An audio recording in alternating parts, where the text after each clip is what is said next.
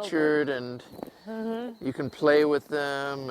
And here's my favorite, Jeffrey. She is the sweetest pig one could possibly meet, Susie. Susie, come here, Susie.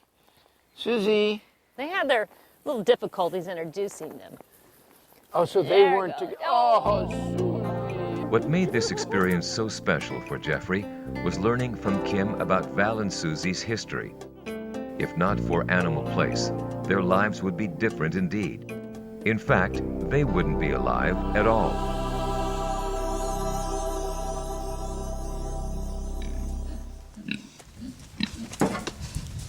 Little Susie and Valerie were pigs that were born inside a research laboratory. A cage is all they knew. You have to understand that these little pigs had never been outside. Hi. Okay, who wants to be cooled down? Come on. They had never felt the sunshine on them. They had never had the ground to root in. They'd never had grass. They had always lived their entire life inside a little cage measuring probably 4 feet square. That was their existence. So they came to Animal Place and were a bit in shock because there were all these other animal sounds and they all of a sudden had freedom. They could do whatever they wanted to do. They arrived during the summer months, and I quickly found that one of the things they love to do is to be cooled off when it gets too hot. Get you cooled down.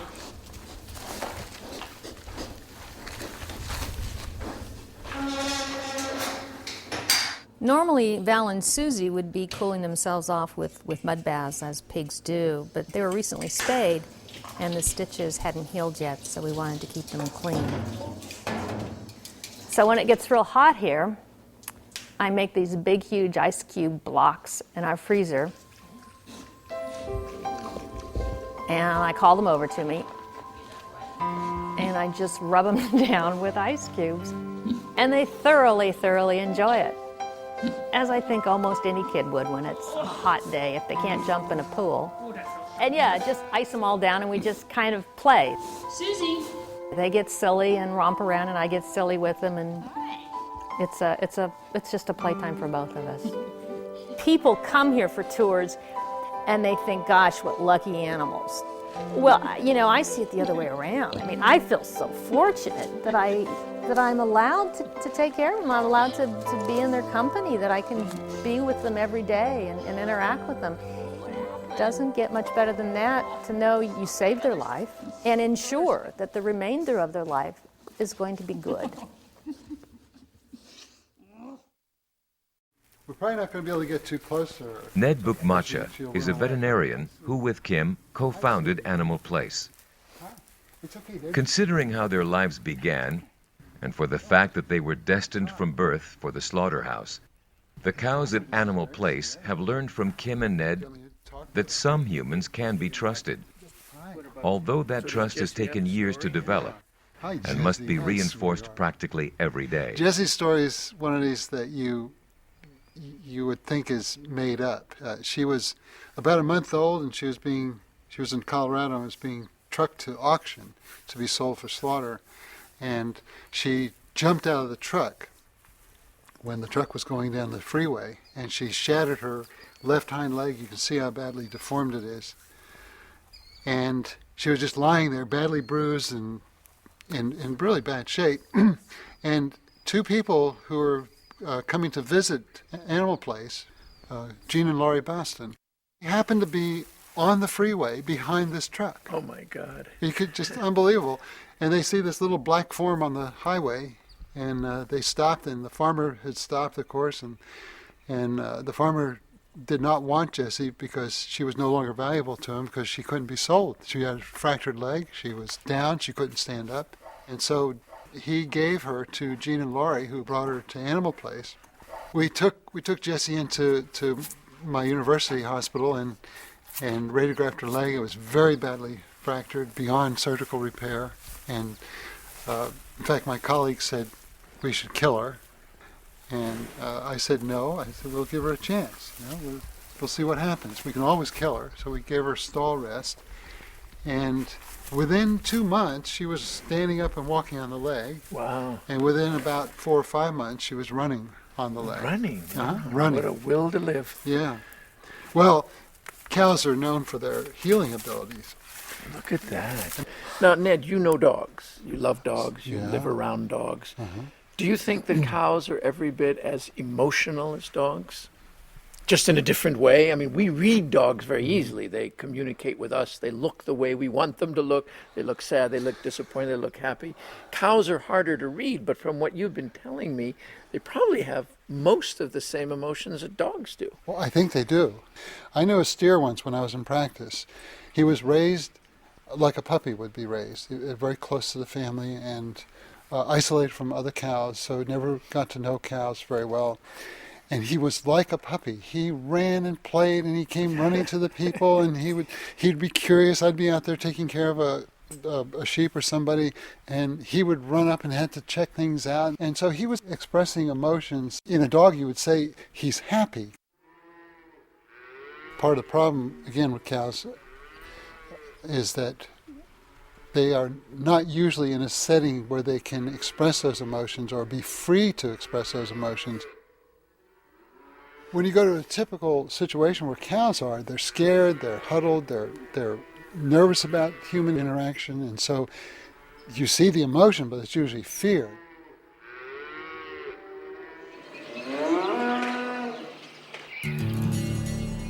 An expectant mother gives birth to her offspring. A beautiful, bouncing baby boy. All 60 pounds of him. Thrust from the womb in one mighty heave.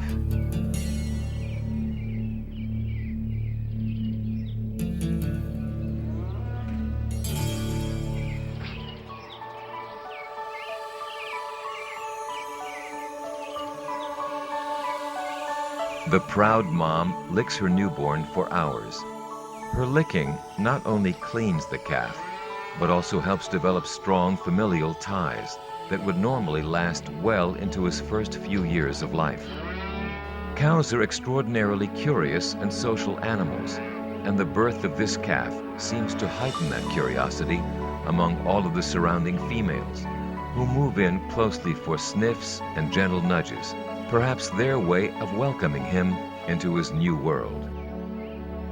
This calf, like all others before him, will never know of his proud and dignified bloodlines. All of today's cows are descendants of the mighty aurochs, a gigantic creature nearly 6 feet tall, which first appeared during the Pleistocene period. Magnificent paintings adorning the walls deep in the caves of Lescou, France, depict the aurochs and signify their significant role as a prey species for prehistoric humans. Today's cows, no matter the variety in shape, size, or color, are all descended from a single species, whose hooves once pounded the dirt by the millions, from Europe to Asia to northern Africa, and whose last member died in Poland in 1627.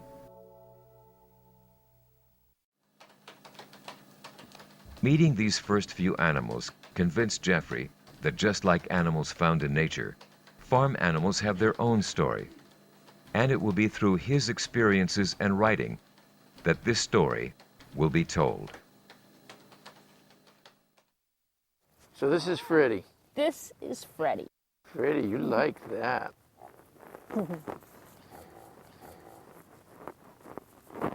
Freddie was found on the freeway. The California Highway Patrol officers just found this little 5-pound piglet roaming the freeway. I didn't want to worm him. He's too fragile to give any kind of... He was the sickest animal that we have ever taken into the sanctuary. What leg was it? You said it was severe? He had beginning stages of pneumonia. He had what's called a white muscle disease. He had a mineral deficiency. He had obvious abrasions on his back from his fall from the truck. And he had a number of other problems. So I'm sure they didn't do that.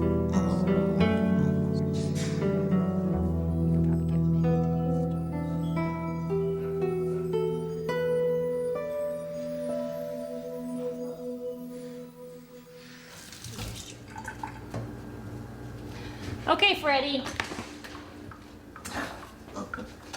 Come on, sweetie. Come on.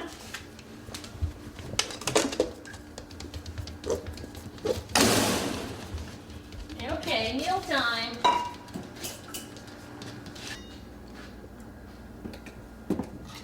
Freddie was fed cow's milk by the girl who rescued him.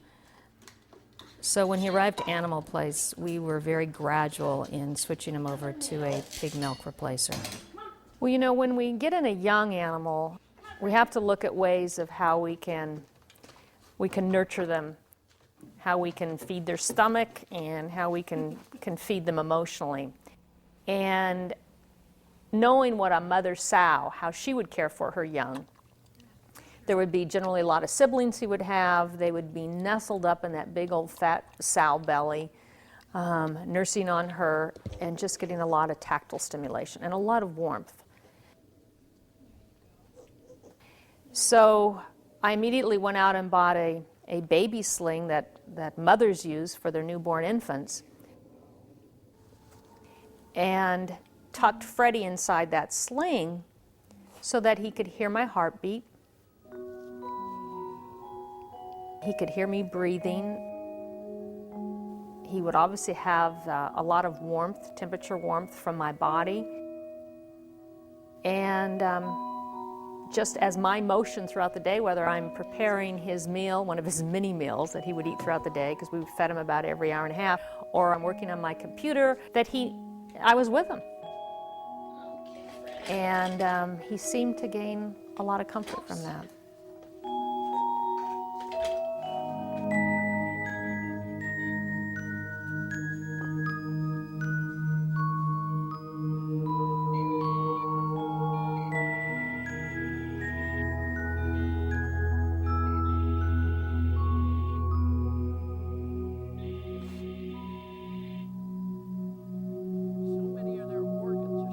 Freddie may live out his life in the security of Animal Place, yet he will never be too far removed from the ways of his wild cousins.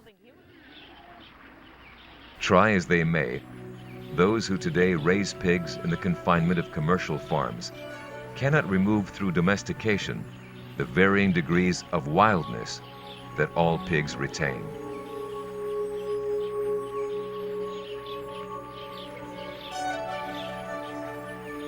Born in litters of 5 to 6, the young piglets tend to play and sleep together, developing bonds that may last throughout their lifetime.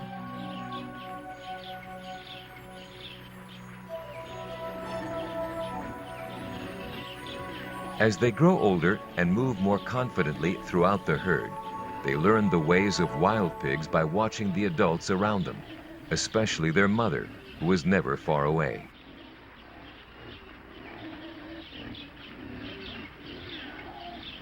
Early on, these piglets learn to root through the dirt, sniffing out tasty morsels like roots, which are part of their diverse diet, along with acorns, grasses, berries, eggs, and small invertebrates.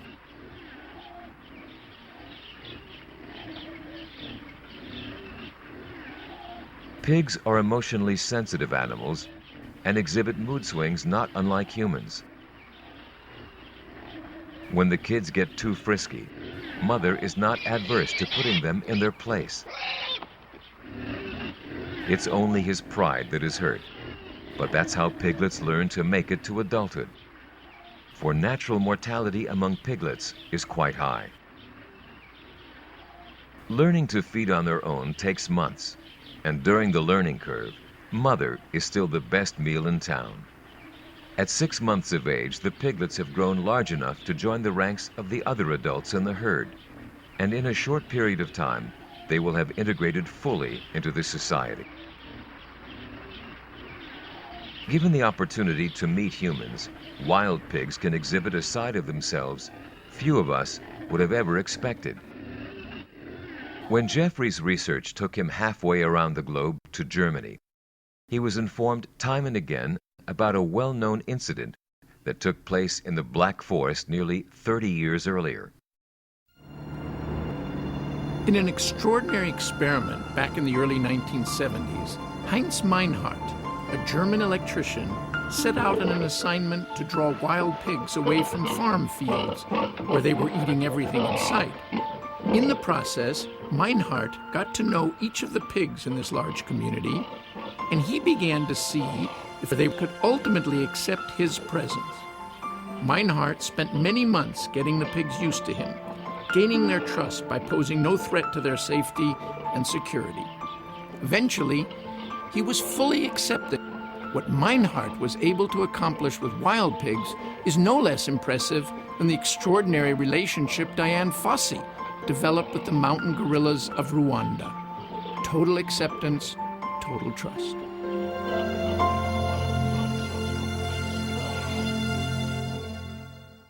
First, are they pretty nice about it? It didn't take Jeffrey long to realize that just like the wild animals he has studied and written about, farm animals also possess individual personalities and all the emotions that go with it. Jeffrey is a former psychoanalyst, not a scientist, and as such, he has often been accused of ascribing human characteristics to non-human animals. They even have a fancy term for it. It's called anthropomorphism. Yet there are scientists who can expand their thoughts well beyond conventional wisdom, and in doing so, see the bigger picture that is starting to come into focus. One of these is Mark Bekoff, professor of biology at the University of Colorado, and one of the world's leading authorities on animal emotions. And anthropomorphic, I call it one of the A words. It's kind of a dirty word. But there's no way that I could communicate what I'm learning and seeing and studying in an animal without being anthropomorphic. Anthropomorphism is attributing human characteristics to non-human beings. If I tell you that the cow in the pasture was sad, was lamenting her place, I'm not saying that she's sad in the same way I'm sad, but all I had to do was look at her posture to know she was kind of sulked down, kind of just looked lethargic. I can't think of any other way to communicate that. I could tell you about her dopamine and serotonin, and I can tell you about the muscle tone in her legs and her muscles and tendons, but that doesn't capture my telling you she was either happy or sad. So I think we need to be anthropomorphic, simply taking into account the world of the animal, but using human terms to describe their behavior. When I was growing up and being trained as an ethologist, one of the key lessons to learn was not to anthropomorphize, not to give animals qualities that we've reserved for humans. Leslie Rogers is a professor of neuroscience and animal behavior at Australia's University of New England. But that's changed. I mean, basically it's changed since the 80s. So it's now becoming more and more acceptable for people who study animal behaviour to at least be looking at these as possibilities and studying them. Whereas, say, 20 to 30 years ago, this would not have been considered acceptable research. I can say now that it is acceptable research. The issue of emotion and thinking in animals is now seen as something that you can study scientifically. I mean, it's not without its problems. It's quite a complex thing to put one's mind to. So certainly not all the answers are there before us, but they are seen as problems that are worthwhile approaching using the scientific method. If we just look at the cognitive abilities of even a chick in the first few days of life, they form very good memories, they learn fantastically, they have individual characteristics that they can recognise. They can recognise one individual chick from another. They form representations, they can recognise objects that were hidden behind other things. Very complex cognitive abilities that we've seen even as being unique to humans are now being shown in the young domestic chick.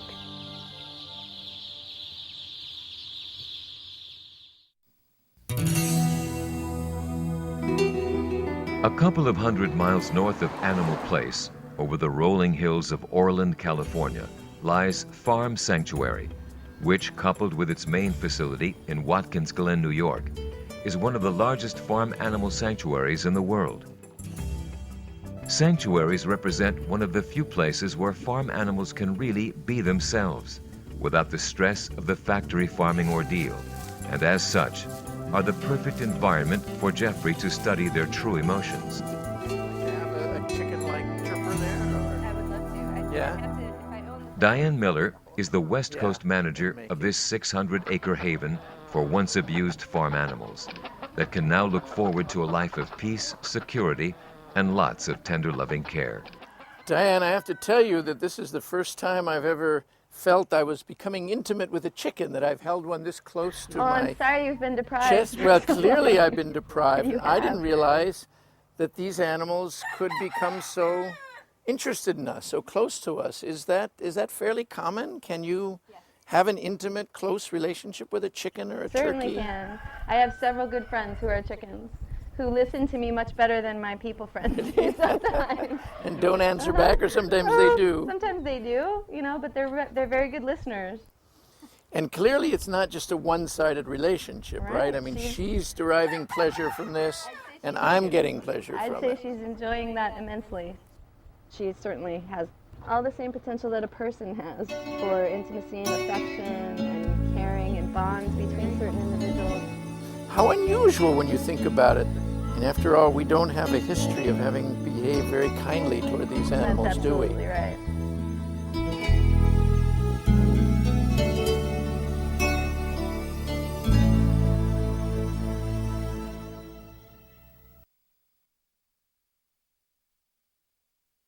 This beautiful, beautiful turkey here looks like a rainbow of colors. I've never touched this before. It feels so wonderful. I never knew that their emotions are actually reflected on, what do you call this part of their face? The long dangly here Yeah. is called their snood. Apparently it registers all his emotions. Right. The head skin and neck and the snood on a tom turkey is really a barometer of their emotions. It's how they communicate with one another. And what happens is when a tom is feeling really good and he's strutting and he's happy and life is good, he's feeling good, he'll be deep red colored. And they have the capacity to change the color, their whole skin tone, all of their head and their neck and their snood, from totally white or light blue like you see around his eyes. So they can go from light blue or white to all the way deep red. And when they're happy and they're strutting and life is good, they're deep magenta red. So that's how they communicate with one another. And then they can do that immediately? Right. Like in Within a few seconds. Within a few seconds.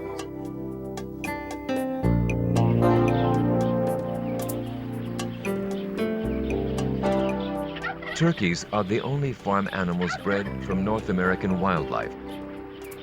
Benjamin Franklin considered the turkey a noble bird and often wrote of its worthiness to be considered America's national emblem. Had his efforts been successful, one can only wonder if that honor might have changed the way we treat them today.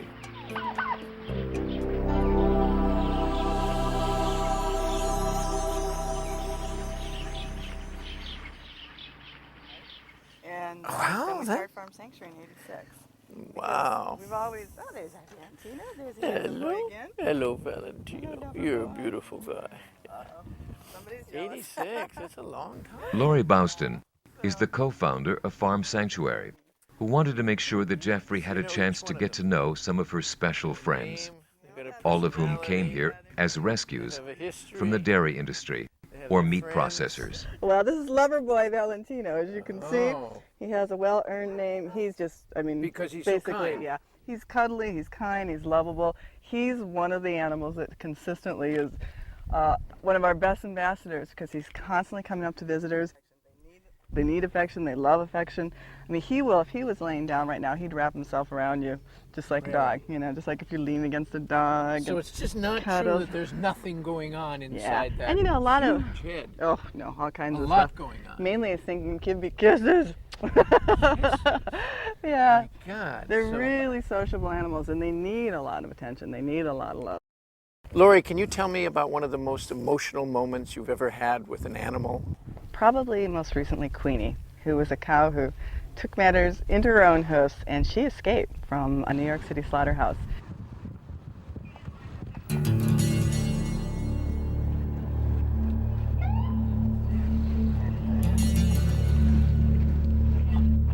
The slaughterhouse is in a really busy area of Queens, and she was running through the streets, dodging cars while they were chasing her. She was dodging bikes, pedestrians. Obviously, she was terrified and frightened and running. And by this time, a whole force of NYPD cars had joined in the chase, trying to capture her before she hurt herself or hurt another person. And it was an incredible scene of this animal just running for her life through the streets of New York City.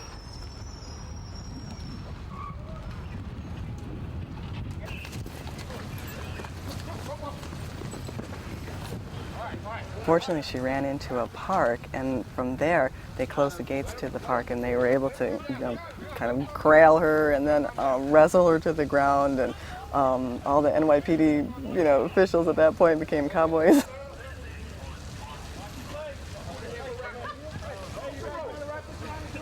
This animal who was saved from a slaughter, who saved herself from slaughter, touched millions of people, because it was really people who called into animal control saying, hey, this cow deserves her freedom, because they saw it in the news, so she moved millions of New Yorkers. It was sad, of course, because they did have to, chase her down to the ground and tie her up so she wouldn't injure herself. But of course, it was instrumental in getting this cow to the safety of Farm Sanctuary.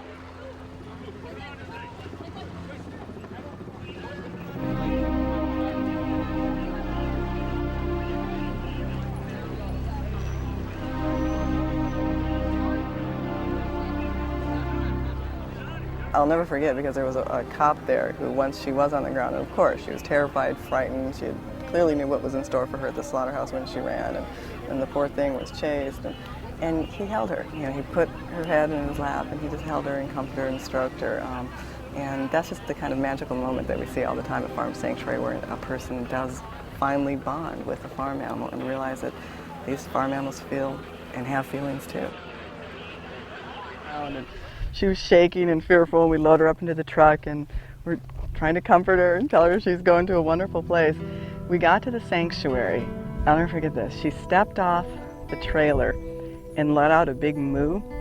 And see, when the animals first come in, they have to be in a separate area to make sure they're pest-free and all that kind of stuff, and make sure they're healthy enough before they can be with the other cattle. So she had to be in a separate area. But when she let out that moo, all of the other sanctuary cows gathered round to the closest fence and started mooing back. And then she started mooing, and then they started mooing, and there was this whole incredible loving exchange. So the cows are mooing, and we're crying, and it was just such an incredible, wonderful feeling. She really felt at home, and the other cattle really made her feel at home. And I just, again, saw, they're no different than us. Queenie will spend the rest of her life at Farm Sanctuary, and by all rights will never experience another moment of fear. But how can we be so sure about how she feels? Mark Bekoff.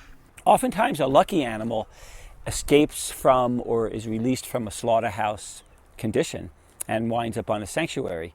And when you study these animals, you see very clearly how emotional they are. They go through this period of maybe lack of trust, they're not sure, to a very slow bonding. And you see their demeanor change, their posture, their stance, their gait, if they vocalize, if they have expressive faces. And you see that over time, they let their guard down. And the reason that they're doing that is they're not sure. And when you start making claims about whether an animal is sure about something, then you're saying that that animal is experiencing feelings. And you need to make this very slow transition from a feeling of mistrust to a feeling of trust. Once Jeffrey got to meet these farm animals, the cows, pigs, sheep, chickens, and turkeys, spend time with them, observe their interactions with others of their kind, and watch their personalities unfold before his eyes, it made him wonder if we can ever truly associate the sentient animals with the meat on our dinner plates. Queenie is but a dramatic example of what he is referring to. In reality, she's no different from the billions of farm animals raised every year for slaughter. The hundreds of phone calls to animal control pleading to save Queenie's life did just that. As a psychoanalyst, Jeffrey had to wonder, in the minds of all the caring people who made those calls, what qualities did Queenie possess that the millions of cows, pigs, sheep, chickens, or turkeys waiting in line to be killed did not? The answer seemed obvious to him: none.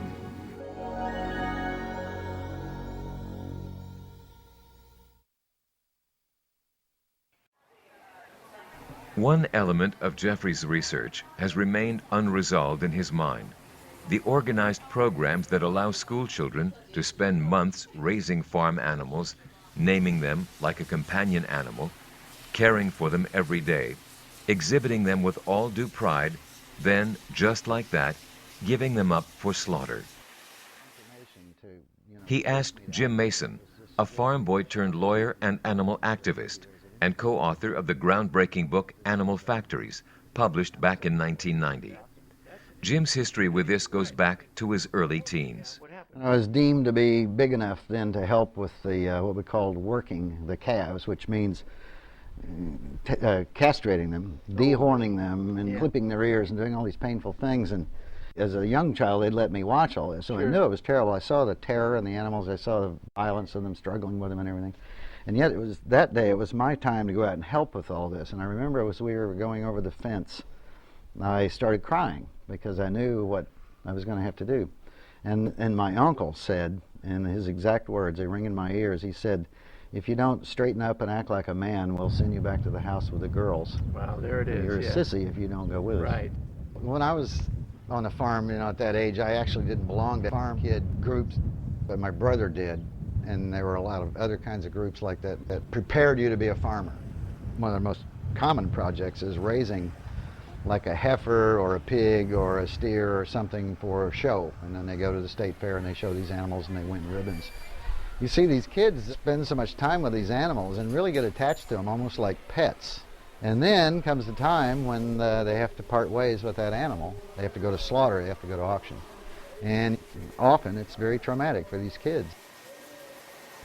Even though you've been close to this animal, you've groomed it and maybe slept with it for weeks, it has to go to market. This is how they say it. When you get your first animal, they tell you, you always cry on your first animal, but you get used to it. You get used to it. I'm like, what do you mean by that? Yeah, you get used to it, okay. You get used to the fact that something that you get attached to for months is taken from you and killed. How are you supposed to get used to that? And I couldn't get used to it. Misty Vigna is a high school student from San Jose, California, who went through this program only once, with a steer she named Ferdinand. I had him for 10 months, and it was every day I was out there.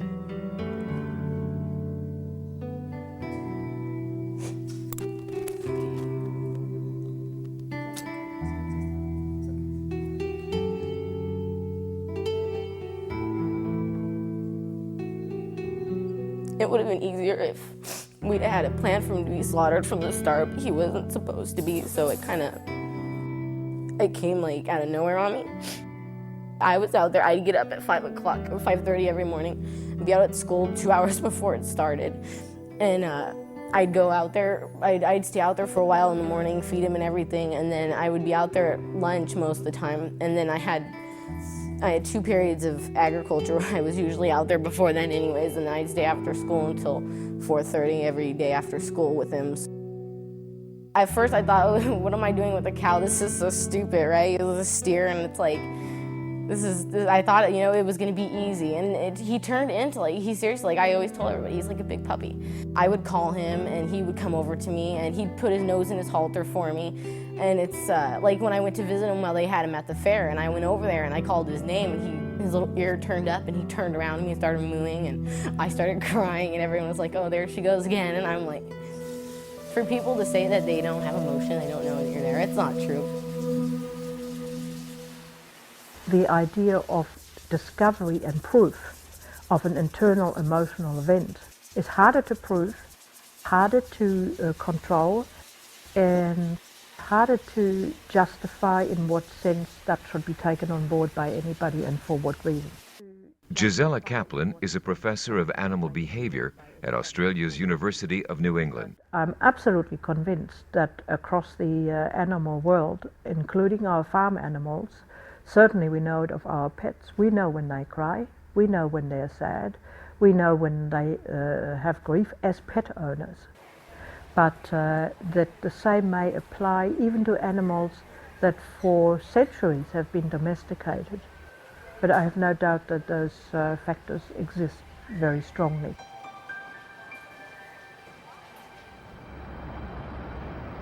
The changes that have transpired in our understanding, perception, and empathy for farm animals were not ones that occurred overnight, nor is it easy to bookmark the points in history at which they have taken place. I think we're looking at a period of at least 300 years of change, starting about 1700, when people first began to realize that humans and the other species are built on the same anatomical template. David Fraser is a professor of animal welfare at the University of British Columbia in Vancouver, Canada. That we're not only built on the same anatomical template, but we share a common ancestry as well. Through the work of people like Jane Goodall, we have come to see animals, even in scientific study, not just as data points, helping to establish some kind of average or norm for the species, but more as persons with individual life histories and their own emotional and intellectual life. So we've seen a gradual change over 3 centuries, a rapid change over the last few decades. And for the farm animals, this means that ways of raising animals that seemed perfectly modern and progressive even 10 or 20 years ago are becoming increasingly out of step with modern values.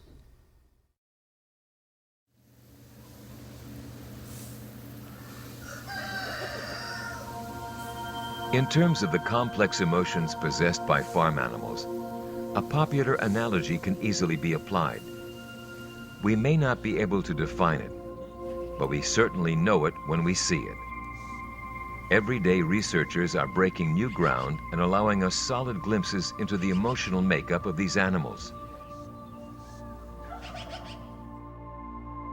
In June of 2004, researchers at Babraham Institute, part of England's Cambridge University, announced they had discovered some profound qualities possessed by sheep. Qualities which will doubtless shed new light on our perception of the emotional and intellectual capacities of these animals.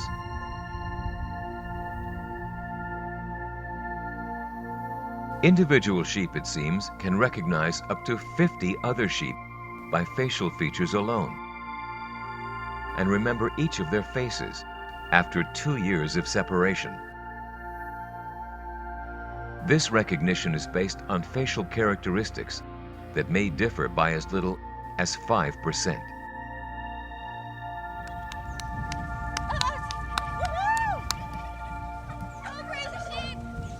It was also established that sheep have an overwhelmingly favorable response to humans that smile or laugh, as opposed to humans that frown or scowl. In the words of chief researcher, neuroscientist Dr. Keith Kendrick, this does open up the possibility that they have much richer emotional lives than we would give them credit for. Dr. Kendrick and his team believe these findings may offer valuable insights into human conditions like autism and schizophrenia.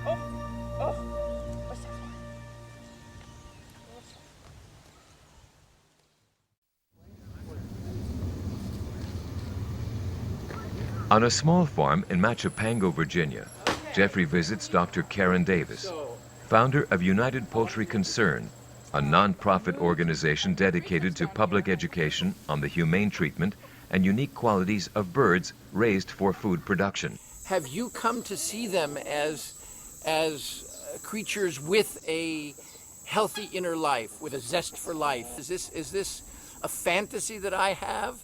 Jeffrey, it is not a fantasy. Good. I'm glad to hear that. Chickens are very lively birds. They come from the jungles of Southeast Asia.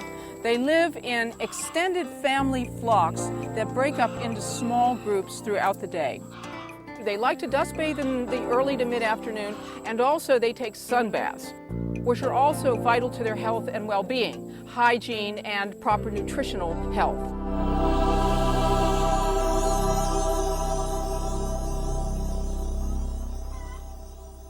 They're making sounds. Yes. Now, I firmly believe that we have yet to crack the code of most animal communication. And what we hear is just ordinary sounds are probably very specific things. Do you have any idea what they're saying? Chickens are very vocal birds, and they would be calling to each other over large areas of space in the tropical forests where they come from.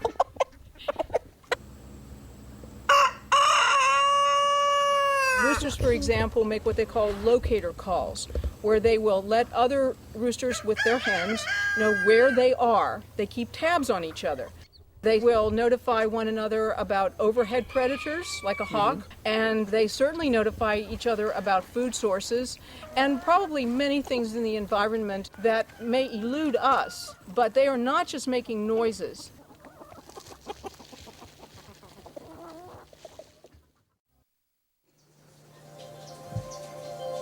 The further into his writing Jeffrey gets, the more he realizes that when referring to the emotions of farm animals, he has to take into account the effect their emotions have on our emotions. Every place he has been to, everyone he has talked with, they all have stories of deep-felt personal experiences where the emotions of the animals they have gotten to know have in kind affected emotions of their own. No one who has spent considerable quality time with these animals comes away, it seems, without having experienced some sense of wonderment. Thoughts and feelings they never for a moment felt could be attributed to pigs, cows, sheep, chickens, or turkeys. And when those who have lived the experience see it happening to others around them, it often becomes a magical moment.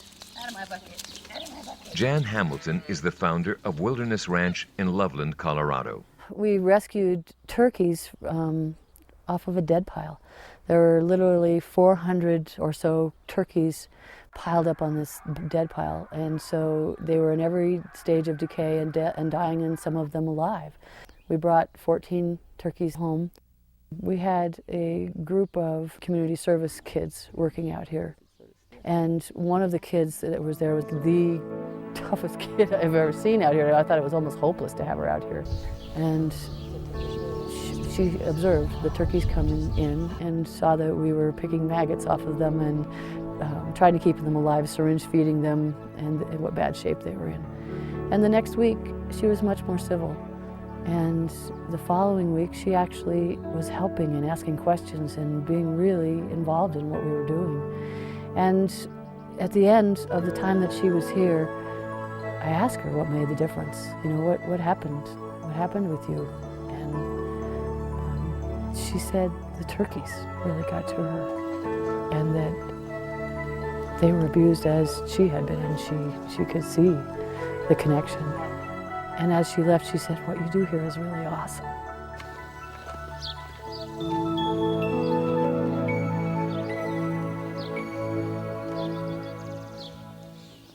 The reason that I do this is because I know that animals have feelings. I know that they have relationships and that they deserve, like every other being, to have the full expression of their essence, whatever that is. And that's what we want to teach here. That's what this is all about for me. It's not that I think farm animals are more important or more interesting than any other creature on the earth. We all deserve to live in harmony and abundance. And the way that we'll get there is by respecting each other. And that's what Wilderness Ranch is all about.